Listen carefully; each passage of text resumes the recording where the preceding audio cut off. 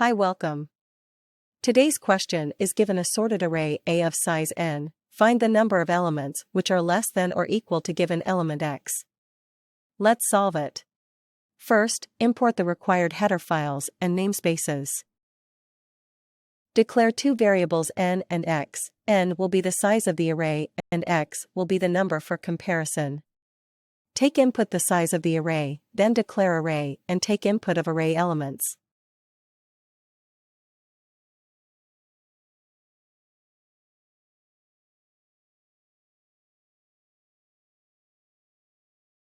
Forthwith take input of x.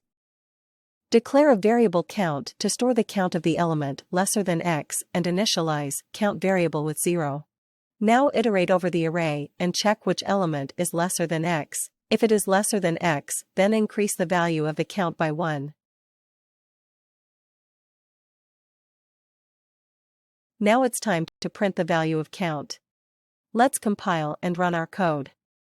Check two scenarios. First, set x greater than few elements.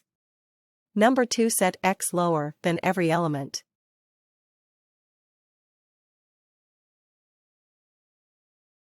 It should work for both scenarios. Thanks.